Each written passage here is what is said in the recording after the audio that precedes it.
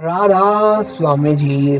साखी एक मालिक का प्यारा शख्स जिसका नाम करतार था, वह छोले बेचने का कारज करता था। उसकी पत्नी रोज सुबह सवेरे उठ छोले बनाने में उसकी मदद करती थी। एक बार की बात है कि एक फकीर जिसके पास खोटे सिक्के थे, उसको सारे बाजार में कोई वस्तु नहीं देता, तो वह कतार के पास छोले लेने आता। करतार ने खोटो सिक्के देखकर भी उस मालिक के प्यारे को छोले दिए। ऐसे ही 4-5 दिन उस फकीर ने करतार को खोटे सिक्के देकर छोले के लिए और उसके खोटे सिक्के चल गए। जब सारे बाजार में अब ये बात फैल गई कि करतार तो खोटे सिक्के भी चला लेता है, पर करतार लोगों की बात सुनकर कभी जवाब नहीं देता और अपने मालिक की मौज में खुश रहते थे। एक बार जब करतार अरदास पढ़कर उठे तो अपनी पत्नी से बोले, क्या छोले तैयार हो गए? पत्नी बोली, आज तो घर में हल्दी मिर्ची नहीं थी और मैं बाजार से लेने गई तो सब दुकानदार ने कहा कि यह तो खोटे सिक्के हैं और उन्हें सामान नहीं दिया। पत्नी के शब्द सुनकर करतार मालिक की याद में बैठ गए और मालिक से बोले, जैसी तेरी रजा तेरे भाने को कौन जान सका। तभी आकाशवाणी हुई, क्यों करतार, तू जानता नहीं था कि यह खोटे सिक्के हैं? करतार बोला, सच्चे पातशाह मैं जानता था। मालिक ने कहा, फिर तूने खोटे सिक्के ले लिए, ऐसा क्यों भले मनुष्य?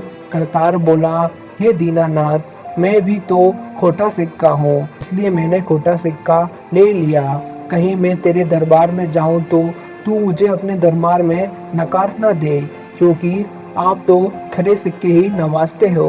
आप स्वयं जीना जान हो, खोटे सिक्कों को भी आपके दरबार में जगह मिल सके। इसलिए मेरे परवरदिगार, थोड़ी देर में दूसरी आकाशवाणी हुई, हे भले मनुष्य, तेरी दरगाह में हाजिरी कबूल हो गई है। तू मालिक का खोटा सिक्का नहीं, खरा सिक्का है। अब तेरे खोटे सिक्के भी एकदम खरे सोने के सिक्के हो गए हैं। जा जा, जो सामान बाजार से खरीदना है खरीद ले। अगर हम भी सच्चे दिल से मालिक को प्रेम करेंगे वो मालिक भी हमारे परमात्मा के साथ साथ स्वार्थ भी बनाएगा। इसलिए मालिक या उसकी मूर्ति के आगे चाहे धूप अगरबत्ती जलाकर पूजा करो या ना करो, कोई फर्क नहीं पड़ता।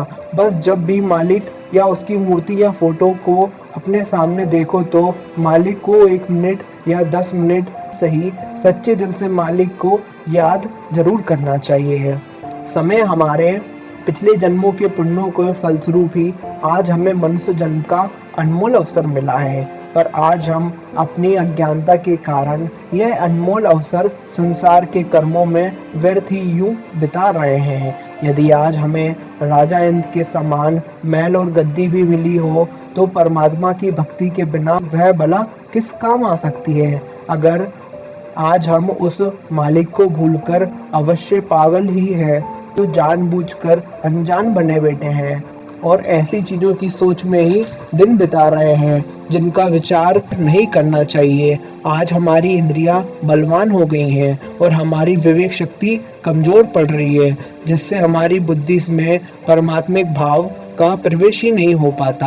हम कहते कुछ हैं और करते कुछ और है। मानव जीवन जो परमात्मा की एक दुर्लभ देन है, उसे व्यर्थ ही चीजों में बर्बाद कर रहे हैं। आज हमें पूर्ण सद्गुरु की सच्ची शरण लेकर अपने इस मनुष्य जन्म को संवारना है और जीते जी इस मनुष्य जन्म को उस मालिक के घर पहुंचना है।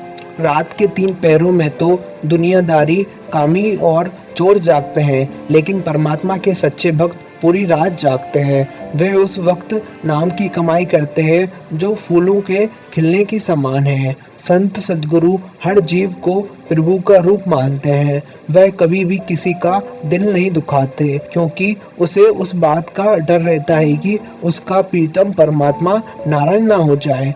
परमात्मा अपने आप को भारी पर्दों के पीछे छिपा लिया है और स्वयं ही मनुष्य बनकर द्वार खोलने आया है। परमेश्वर हमारे लिए ही मनुष्य का चोला धारण करते हैं, क्योंकि केवल मनुष्य ही मनुष्य का शिक्षक बन सकता है।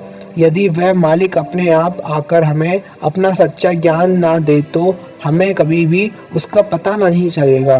वह अपनी दया तथा प्रेम के कारण गुरु बनकर आता है। गुरुवाणी कहती है कि बिन बोलिए सब कुछ जानता है, किसके आगे अरदास करे। हमें कभी भी मालिक से कुछ नहीं मांगना चाहिए, वो खुद ही आपके सारे कार्य संवारेगा। अगर मालिक दे सकता है तो मालिक जान भी सकता है कि हमें क्या चाहिए। हम तो उससे सुख ही मांगते हैं। मगर गुरु नानक देव जी ने कहा है, दुख दारू सुख रोग भया, मतलब साफ है कि दुख क्यों मिलते हैं, ताकि हमें मालिक की याद आए, जो कि कबीर साहिब ने भी फरमाया है, दुख में सिमरन सब करे, सुख में करे ना कोय, जो सुख में सिमरन करे तो दुख काहे होए। इसलिए सदा ही मालिक की याद में रहें और भजन सिमरन करते रहें। राधा स्वामी जी। आशा करता हूँ ये साखी आपको अच्छी लगी हो तो वीडियो को लाइक कर दीजिए, चैनल को सब्सक्राइब कर दीजिए। राधा स्वामी जी।